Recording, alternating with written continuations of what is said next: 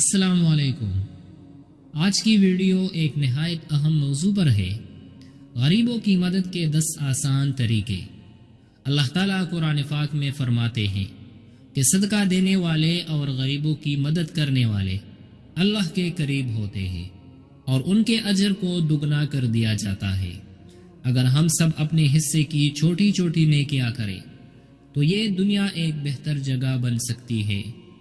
صدقہ اور خیرات، روزانہ یا ہفتہ وار اپنی آمدنی کا ایک حصہ غریبوں کو صدقہ کریں۔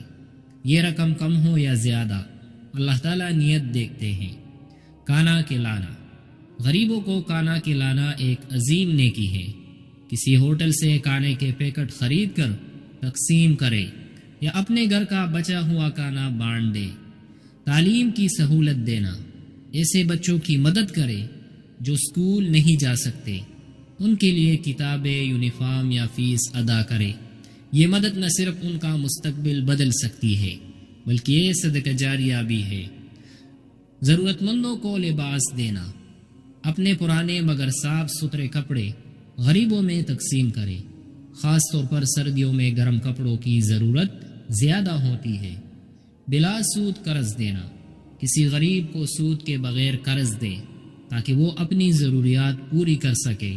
یہ ایک بہترین عمل ہے جو قرآن و حدیث میں بھی تعریف شدہ ہے۔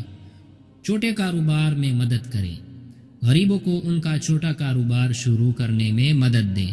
مثلا کسی کو ٹھیلا خرید کر دینا یا دکان کے سامان میں حصہ ڈالنا۔ میڈیکل سہولت فراہم کرنا، غریبوں کے علاج کے لیے مدد کریں۔ کسی مریض کی دوائیوں کا خرچ اٹھانا یا ہسپتال کے بل ادا کرنا بھی بڑی نیکی ہے۔ روزگار کے مواقع دینا، اگر آپ کے پاس وسائل ہیں تو غریبوں کو کام کرنے کے مواقع دیں۔ مثلا کسی کو اپنے دفتر میں یا گھر پر کام پر رکھنا۔ پانی کے لیے انتظام کرنا، پینے کے صاف پانی کا بندوبست کرنا، جیسے کسی گاؤں میں نلکا لگوانا یا ٹھنڈے پانی کی سبیل لگوانا ایک بہترین صدقہ جاریہ ہے۔